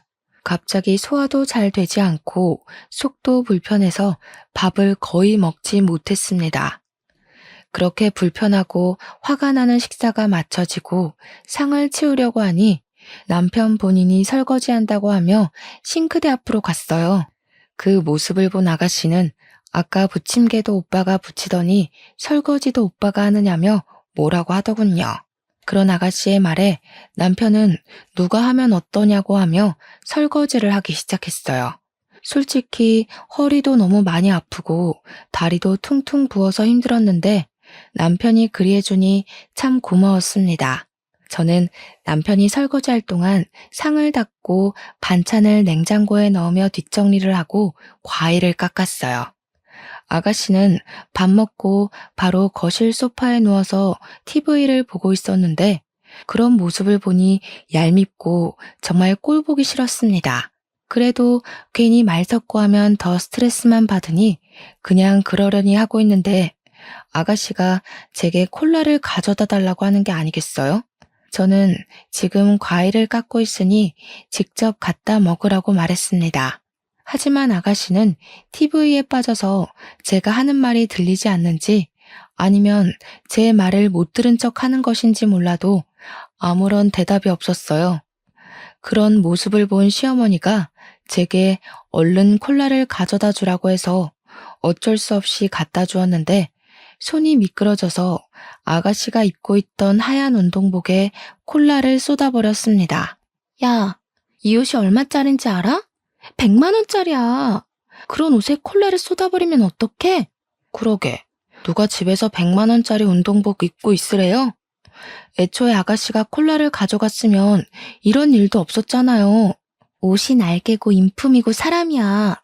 하긴 10,000원, 20,000원짜리 1,000조가리 입는 네가 이 명품의 세계를 어떻게 알겠어? 너한테 이딴 말하는 내가 우습지. 이 옷 어떻게 할 거야? 됐다. 그냥 네가 이 옷 입어. 야, 도대체 새언니한테 뭐 하는 짓이야? 그만 좀 해. 넌 도대체 왜 이렇게 사람을 못 잡아먹어서 안달이니? 진짜 더는 너랑 같이 한 장소에 못 있겠다. 임산부한테 살쪘다고 하질 않나? 옷 가지고 계속 시비이지 않나? 그렇게 네 돈 잘 번다고 유세 떨고 싶어? 그럼 다른 데 가서 해. 여기서 하지 말고. 은호야, 동생한테 아무리 그래도 말해 그게 뭐니? 좀 좋게 얘기할 수는 없어? 저게 결혼하더니 왜 저리 변했는지. 이래서 집에 사람이 잘 들어와야 해. 엄마도 좀 그만해. 고은이가 저렇게 막무가내로 자란 거 엄마 탓도 있어. 어릴 때부터 오냐오냐하고 키우더니 성인이 된 지금도 낄 때 못 낄 때 구별 못하고 생각 없이 막말하잖아. 저러다가 언젠간 반드시 망한다고. 너 동생 망하라고 저주라도 퍼붓는 게냐? 아니, 명절날 와서 이게 도대체 무슨 난리냐? 세 사람이 들어와서 이번 명절은 좀 다를 줄 알았더니 똑같구나. 그리고 고은이가 틀린 말 한 것도 아닌데 너야말로 왜 그리 동생을 못 잡아먹어서 안달이야? 고은이가 그럼 지금껏 옳은 말만 했다고? 참나. 나 진짜 이제 이 집 아들 노릇 못 해먹겠네. 나한테는 그렇다 쳐도 내 와이프한테는 그러면 안 되는 거예요. 난 이제 이 집 아들 노릇 안 하고 나갈 테니까 셋이서 알아서 잘 먹고 잘 살아요. 남편이 화를 버럭 내면서 바로 짐을 싸고 제 손을 잡고 시댁에서 나갔습니다. 그때 남편의 모습은 정말 듬직하고 멋져 보였어요. 집으로 오면서 남편이 하는 말이 아가씨가 어릴 때 미숙아로 태어나서 아기 때 많이 아팠다고 해요. 그래서 학교 생활보다 병원에 입원하는 날이 더 많았는데 또 머리는 좋았는지 공부는 엄청 잘했다고 합니다. 반면에 남편은 꼬박꼬박 학교도 다니고 그 당시에 없는 돈 끌어다가 학원도 보내고 과외도 했는데 공부는 영 적성에 맞지 않았는지 항상 성적이 나오지 않았네요. 학창 시절 내내 부모님께 비교를 당하며 자랐는데 성인이 돼서도 마찬가지였습니다. 남편은 그저 그런 대학교를 나와 복지도 좋지 않고 월급도 그다지 많지 않은 중소기업에 취업했지만 아가씨는 혼자 공부해서 좋은 대학교도 가고 졸업 후 대기업까지 입사하게 되었어요. 그 뒤로 부모님은 아가씨가 잘못해도 무조건 잘한다고 칭찬해줬고 아가씨와 남편이 싸우기라도 하면 무조건 아가씨의 편만 들어줬다고 해요. 그래서 아가씨가 저렇게 막무가내 할 말 못할 말 구분 못한다고 하며 다시는 제가 아가씨나 시부모님 때문에 상처받지 않게 자신이 중간에서 잘 노력하겠다고 미안하다고 했습니다. 솔직히 시댁에서 기분이 많이 상하긴 했지만 남편이 저보다 더 화를 내주고 저를 위해 노력하고 있는 것이 눈에 보여 그저 고맙고 감동이었네요. 그날 이후로 시부모님과 아가씨는 저에게 딱히 연락하지 않았고 저는 아주 마음 편하게 태교에만 집중하며 살았어요. 그러다가 시간이 흘러 출산일이 다가왔고 무사히 건강한 딸아이를 출산했습니다. 아이의 이름은 저와 남편의 이름을 하나씩 따서 은정이라고 지었어요. 이름을 지을 때도 우리끼리 지어도 되냐고 했더니 남편은 이미 그 사람들은 우리보다 아가씨한테 더 관심이 많은 사람이라 상관없다고 하며 대화하면 짜증만 나니 그냥 우리끼리 짓자고 했습니다. 남편이 시부모님에게 아기가 태어났다고 말을 한 것 같았지만 제게 따로 축하한다거나 몸조리 잘하라는 전화가 없었어요. 조금 서운하기는 해도 시부모님이 과하게 산후조리나 육아에 간섭해서 고부 갈등이 생기는 일도 있다고 하던데 그보다는 차라리 지금처럼 무관심한 게 낫다고 생각했습니다. 잠도 못 자고 밥도 못 먹는 신생아 시기가 지나고 시간이 흘러 은정이의 100일이 되었어요. 남편은 그냥 친정 부모님만 모시고 100일 잔치를 하려고 했지만 솔직히 첫 명절 때 아가씨와 크게 싸운 후로는 본 적도 없고 가족인데 이렇게 연을 끊는 것은 아닌 것 같아 시부모님과 아가씨도 모시고 100일 잔치를 하자고 남편을 설득했습니다. 남편은 제 말에 동의하면서 혹시라도 아가씨가 친정 가족들에게 말실수할까봐 걱정된다고 하며 친정 식구들을 먼저 초대하고 그 다음 주에 시댁 가족을 초대하기로 했어요. 저의 친정 부모님은 은정이 100일이라고 금반지와 유모차, 아이 내복과 같은 선물을 잔뜩 사서 왔습니다. 반면에 시부모님은 처음으로 손주를 보는데도 아무것도 가져온 것이 없었고 아가씨는 웬 옷구러미를 가져왔더라고요. 저는 아가씨한테 이게 무슨 옷이냐고 물었습니다. 이거 다 내가 입던 옷인데 이제 질려서 입지 않거든. 분리수거함에 버리려다가 새언니가 생각나지 뭐야? 이제 예전처럼 쓰레기 같은 10,000원, 20,000원짜리 옷 입지 말고 좋은 옷 좀 입어요. 이 옷들 내가 입던 옷이긴 하지만 다 명품이라서 꽤 비싸거든. 아마 이 옷을 입고 아이랑 같이 다니면 아마 이 동네 사람들 다들 쳐다볼걸? 아가씨는 나를 생각해서 옷을 가져왔다며 자랑하듯이 말했지만 저는 기분이 너무 나빴습니다. 저에게 버리려던 옷을 가져왔다고 말을 하는데 아무리 명품이라고 해도 어느 누가 버리려던 옷을 기분 좋게 받을 수가 있겠어요. 저는 그런 아가씨의 생각 없는 말에 화가 나서 참을 수가 없었습니다. 나는 이런 옷 필요 없으니까 도로 가져가. 아니, 우리 집이 무슨 분리수거함이야? 옷 입다가 질려서 버리려면 너네 집 앞에다가 버려. 진짜 말 기분 나쁘게 하는 것도 참 재수다. 나는 우리 새언니 생각해서 가져왔는데요. 그리고 나 원래 말 이쁘게 못하는 거 잘 알잖아요. 그렇게 화만 내지 말고 이 코트 한번 입어봐요. 이거 조금 구김이 갔어도 살 때는 몇백 주고 산 옷이야. 한번 입어봐. 아가씨는 싫다는 제게 억지로 코트를 입혔습니다. 그런데 아직 출산 전에 몸무게로 돌아가지 못한 제게는 코트가 정말 작았고 결국 코트를 입다가 찢어져 버렸어요. 이 옷 엄청 크게 나왔는데도 새언니한테는 작나 봐요. 아이고, 우리 새언니 다이어트 좀 해야겠다. 이 옷도 안 맞으면 다른 옷들도 다 안 맞겠다. 이 옷들 버리기는 아까우니까 다 열심히 살 빼고 입어요. 내가 옷을 잘 관리 못해서 그렇지 다 명품이야.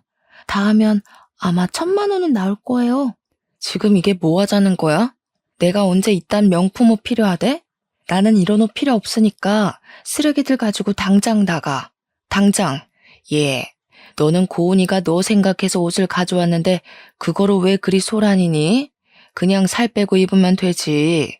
네가 살쪄서 못 입는 거를 왜 고은이 탓을 해? 지금 아가씨가 저를 생각해서 이 옷을 주는 것으로 보이세요?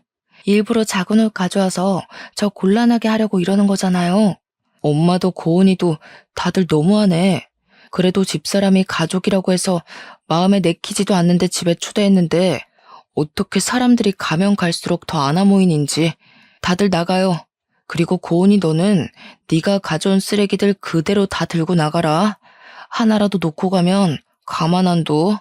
남편은 시부모님과 아가씨를 집에서 쫓아내버렸습니다. 그 뒤로 남편과 저는 시댁 식구들과 1년 정도 아예 연락하지 않았어요.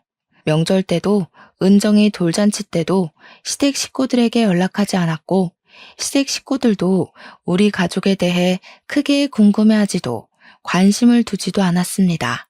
저는 저와 남편 그리고 은정이와 생활하는 것이 좋았지만 한편으로는 우울했어요. 은정이가 돌 지나고 어느 정도 제 마음의 여유가 생기면서 저도 일을 다시 해보고 싶었거든요. 그래서 은정이를 어린이집에 보내고 일을 구해보려고 했지만 이 동네는 어린이집이 많이 없어서 지금 당장 보낼 수도 없는 상황이었습니다. 저는 집에서 돈을 벌 방법을 찾다가 요새는 재택 온라인 부업이 많이 있다는 것을 알게 되었고 제 나름 공부를 하며 온라인 쇼핑몰을 열게 되었어요. 위탁 판매를 하는 것인데 집에서 큰 돈은 아니더라도 소소한 아기 과자값을 벌 수 있을 것 같더라고요.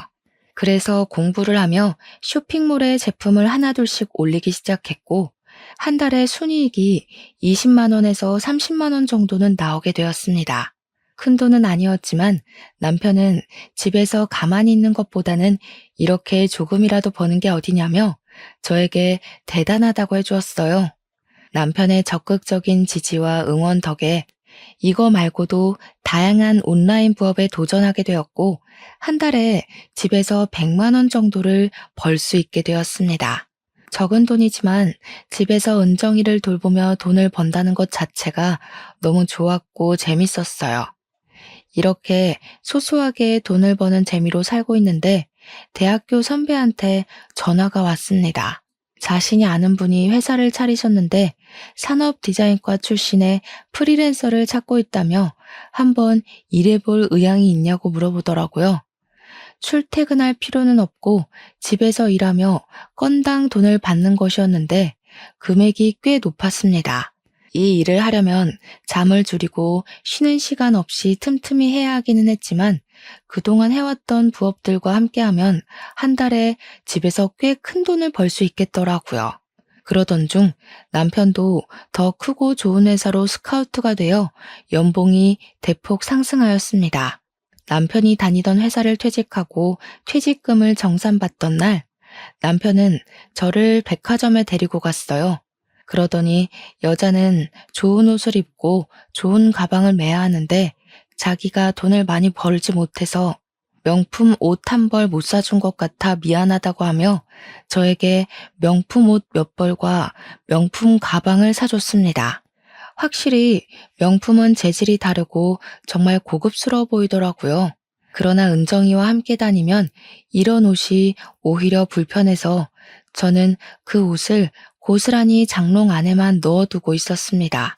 저는 집에서, 남편은 회사에서 우리의 편하고 행복할 미래를 꿈꾸며 일했어요. 잠자는 시간을 잊을 정도로 아주 열심히 했고 정말 피곤했지만 그래도 참 행복했답니다. 그렇게 1년 정도가 지났어요. 남편과 저는 시댁에 여전히 연락하지 않고 있었습니다. 그러던 어느 날, 주말에 집에서 쉬고 있는데 시어머니가 남편에게 전화했어요. 얼핏 들어보니 아가씨가 결혼할 사람이 생겨서 다음 달에 상견례를 한다고 하며 꼭 나오라는 것입니다. 그리고 결혼할 사람이 꽤 잘 사는 집 아들이라 고급 레스토랑에서 상견례를 하니 옷도 최대한 잘 입고 오라고 했어요. 남편은 마지못해 알겠다고 하고 끊었고 잠시 후 제게 백화점에 가자고 했습니다. 남편은 저를 데리고 명품관으로 가서 저에게 잘 어울리는 명품 옷 몇 벌과 가방, 신발까지 샀어요. 남편 역시 명품 정장을 몇 벌 샀고 은정이 옷도 명품으로 샀습니다. 이 명품 옷을 입고 상견례 때 아가씨가 더는 무시하지 못하게 하자고 했어요. 드디어 한 달 뒤 상견례 날이 되었습니다. 시부모님과 아가씨는 먼저 레스토랑에 자리를 잡고 있었고 아직 남자 쪽은 아무도 오지 않았어요. 거의 2년 만에 만난 시댁 식구들은 이전과는 다른 우리 가족의 옷에 다들 놀란 표정이었습니다. 그동안 살아온 이야기를 들어보니 아가씨는 얼마 전에 잘 다니던 대기업을 관두고 전업 주식 투자자가 되었더라고요. 원래 경제학과를 전공하기도 했고 주식 투자를 부업으로 꾸준히 하고 있던 터라 꽤 수익이 잘 나는 것 같았습니다. 그러면서 또 남편과 제 앞에서 돈 자랑을 해댔습니다. 근데 새언니는 도대체 어떤 돈이 있어서 명품 옷과 가방을 다 샀어요? 그 구두도 꽤 비싼 브랜드의 것인데 설마 오늘 상견례 온다고 집 팔고 온 것은 아니죠? 새언니는 백수에 오빠는 그저 그런 중소기업 다니는데 이거 지금 다 사려면 몇 달치 월급일 텐데? 저희가 집을 팔고 오든 말든 신경 쓰지 마시고 아가씨 상견례나 잘하세요. 그깟 돈 좀 잘 번다고 유세는. 뭐라고요? 지금 말 다 했어요? 그동안 며느리 도리도 안 하고 살아도 가만히 있었는데 그런 우리한테 고맙다고 말은 못할 망정. 말하는 꼬락서니하고는. 인터넷이나 다른 기사들 좀 보세요. 새언니처럼 며느리 도리 안 하면 욕먹어요. 그래도 나나 우리 부모님은 아무 말도 안 했잖아요. 그러면 감사하다고 기어들어야 하는 거 아니에요? 참나 기가 막혀서. 앞으로 아가씨나 며느리 도리 잘하세요. 아시겠어요? 저와 아가씨의 목소리가 더 커지려는 찰나 아가씨와 결혼할 사람과 그의 가족이 들어왔습니다. 상견례 자리의 분위기는 화기애애했어요. 잘 사는 집이라 그런지 오가는 예물이나 혼수, 예단의 금액대가 어마어마하더라고요. 결혼할 날짜는 앞으로 3개월 후로 정하고 상견례가 맞춰졌습니다. 그 뒤로 2달 정도가 지났어요. 늘 그래왔듯이 집에서 일하고 있는데 아가씨한테 전화가 왔습니다. 무슨 말을 하려나 싶어 전화를 받아보니 아가씨가 제게 제발 한 번만 만나달라고 했어요. 솔직히 만나기 싫었지만 목소리가 평소와는 달라서 무슨 일인지 궁금했어요. 어린 은정이를 데리고 나가려면 너무 힘들어서 그냥 우리 집으로 오라고 했습니다. 아가씨는 예전과는 다르게 명품이 아닌 쓰레기 옷이라고 부르던 아울렛 옷을 입고 집으로 왔어요. 얼굴도 푸석해졌고 얼굴도 울상인 것이 이전과 많이 달라 보였습니다. 저는 아가씨한테 결혼 준비로 바쁘고 행복할 예비 신부가 왜 이런 꼴로 나타났냐고 물었어요. 사실 파혼당했어요. 예비 남편 놔두고 다른 남자랑 바람을 피우다 걸렸거든요. 완전히 내 잘못이기에 웨딩홀 예약한 거며 집 계약한 거며 그 위약금 다 내 돈으로 물고 위자료까지 냈어요. 그런데 문제는 주식 투자를 잘못해서 그동안 모은 돈도 다 잃어버렸어요. 그래서 지금 돈 한 푼도 없는데 돈 좀 빌려주실 수 있을까요, 새언니? 저번에 보니까 명품 옷 입는 거 보니 돈 잘 벌던 것 같은데 부탁할게요. 돈? 설마 내가 지금 돈을 빌려줄 것으로 생각하고 여기에 이렇게 나타난 거야? 내가 돈이 어딨어요? 아가씨 말대로 나는 백수에 남편은 그저 그런 중소기업에 다니는데 그러게 주식한다고 회사를 관둬버리면 어떡해. 한심하게. 나는 먹고 죽으려고 해도 돈은 없어요. 아, 내가 입던 옷들은 있는데 그 옷 드릴까요? 잠시만요. 저는 불편해서 잘 입지 못하고 장롱에 고스란히 모셔두었던 명품 옷들을 다 가지고 나왔습니다. 아가씨는 생각지도 못한 명품 옷을 보며 이것이 다 어디서 난 것이냐고 하며 놀라더라고요. 순간 저는 이전에 아가씨가 제게 했던 말이 떠올랐습니다. 이거 내가 입던 옷인데 이제 질려서 안 입거든요. 분리수거함에 버리려고 했는데 마침 딱 아가씨가 나타났네. 우리 아직 30대인데 쓰레기 같은 10,000원, 20,000원짜리 아울렛 옷 입지 말고 좀 좋은 옷 입어요. 이 옷 다 하면 아마 1,000만 원은 아니더라도 그 비슷하게는 나올 거예요. 저는 은정이 100일 때 아가씨가 저한테 했던 말을 그대로 해줬습니다. 아가씨는 제 앞에서 손을 부들부들 떨며 화가 엄청난 것처럼 보였어요. 그 모습을 보니 꽉 막힌 속이 뻥 뚫린 것처럼 아주 통쾌하고 시원하더라고요. 네가 예전에 나한테 했던 말인데 기억나니? 그때 내가 얼마나 기분 나빴는지 알아? 너도 한번 똑같이 당해봐. 그리고 나는 너한테 빌려줄 돈 따위는 없으니까 다시는 이런 일로 나 찾아오지 마. 아니 그냥 내 눈앞에서 평생 나타나지 마. 너만 보면 짜증나니까. 당장 이 집에서 나가. 안 나가면 경찰 부를 거야. 아가씨는 분노에 가득 차서 아무 말도 하지 못하고 집을 나갔습니다. 그날 저녁 남편과 제가 집에 있는데 시어머니가 저한테 전화했어요. 전화하자마자 하나뿐인 신우가 그렇게 힘들다고 난리인데 어떻게 새언니가 돼서 도와주지도 않고 쫓아내냐고 했습니다. 그러면서 제가 이 집의 며느리가 되면서 하루도 조용한 날이 없다고 하며 제가 문제아라는 식으로 말했어요. 남편이 옆에서 그 소리를 듣고 저의 전화를 빼앗아서는 고은이 걔가 일 저질러 놓고 왜 우리한테 돈을 찾냐고 했습니다. 우리는 걔한테 돈을 빌려줄 이유 하나 없으니 다시는 연락하지 말고 지내자고 했어요. 그렇게 남편은 전화를 끊어버리고 제 핸드폰에서 시어머니와 아가씨의 번호를 차단했습니다. 그 뒤로 시댁 가족들은 저나 남편에게 연락이 없었고 우리 3명이 아주 행복하게 살고 있답니다. 나중에 우연히 들은 이야기인데 지금 아가씨는 살던 집을 팔고 시댁에 들어가서 살고 있대요. 그런데 파혼도하고 큰 돈을 날려 정신적 충격이 너무 커서인지 매일 술만 찾고 있고 시댁 동네의 아가씨에 대한 좋지 않은 소문이 순식간에 다 퍼졌다고 해요. 그래서 시부모님은 그리 자랑스럽게 여기던 아가씨 덕에 동네에서 얼굴도 못 들고 살고 있다고 합니다. 여기까지가 대학교 동창과 가족이 되었지만 끝내는 악연이 된 저의 이야기입니다. 이번에 아가씨와 이런 일을 겪으면서 사람 일은 아무도 모른다는 생각이 들었어요.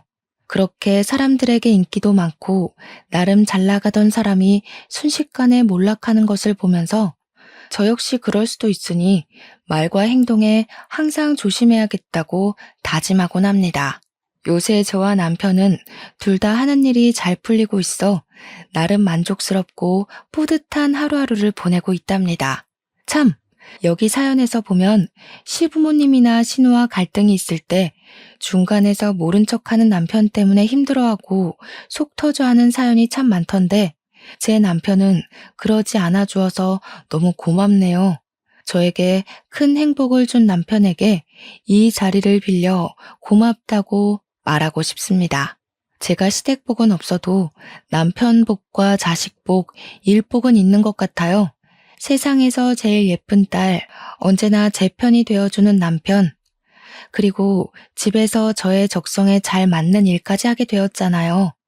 앞으로도 하루하루 감사하며 열심히 살아가겠습니다. 글솜씨가 부족한 저의 사연을 끝까지 들어주신 여러분께 진심으로 감사드리며 모두가 행복한 일만 가득하기를 바랍니다.